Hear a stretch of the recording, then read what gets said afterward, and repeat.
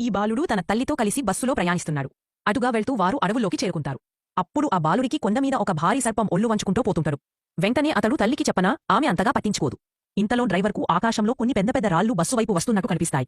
భయపడి వెంటనే స్టీరింగ్ తిప్పడం వల్ల బస్సు ఒక్కసారిగా మలుపు తిప్పి ఒక పెద్ద చెట్టును ఢీకొడుతుంది. డ్రైవర్ ఆ రాళ్లు చూసి ఈ రోజు బతికేలా ఉన్నాం అని ఊపిరి పీల్చుకుంటాడు. ఇంతలో గైడ్ అందరినీ బస్సు నుంచి బయటికి రమ్మని, బస్సును తోసిపెట్టమని అంటారు. అదే సమయంలో ఒక వ్యక్తి ఒక చిన్నపిల్లతో కలిసి నదివైపు వెళ్తాడు. అక్కడ అతడు ఒక కప్పను తొందరగా బాధపెడతాడు. అయితే దీనికి మూల్యం చెల్లించాల్సిన సమయం వచ్చేసింది. ఒక్కసారిగా ఒక పొడవాటి నాలిక ఆ వ్యక్తిని అడవిలోకి లాగేస్తుంది. ఆ బాలుడు ఆ వ్యక్తిని పిలుస్తున్నప్పటికీ వెంటనే ఓ పెద్ద కప్ప తన నాలికతో బాలుడిపైన దాడి చేస్తుంది. కాని బాలుడు తప్పించుకుని తన తల్లివైపు పరుగులు తీస్తాడు. అప్పటికి ఓ వృద్ధుడు ఓ రాయి మీద అంటుకున్న జెల్లీలాంటి పదార్థాన్ని చూసి దిగ్భ్రాంతి చెంది వెంటనే అందరికీ ఈ చోటు ప్రమాదకరమని చెబుతాడు. కాని గైడ్ మాత్రం ఇది సురక్షితమైన ప్రాంతమని చెప్పుతుంటాడు. ఇంతలో మళ్లీ ఆ కప్ప తన నాలికతో మరొక వ్యక్తిని లాగేస్తుంది. ఎవరికి ఏమవుతుందో అర్థం కాలేదు. ఆ కప్ప మళ్లీ ఇంకొకరిని లాగేస్తుంది. ఇది చూసిన వారంతా భయపడిపోయి బస్సులోకి పరుగెత్తుతారు. ఒక భయపడిపోయిన వ్యక్తి బస్సులో ముందుగా ఎక్కేందుకు ఓ వృద్ధుడిని తోసేస్తాడు. కాని డ్రైవర్ ఆ వ్యక్తిని అడ్డుకోవడంతో వృద్ధుడు ఓ మహిళ ఇద్దరూ బస్సులోకి ఎక్కగలుగుతారు.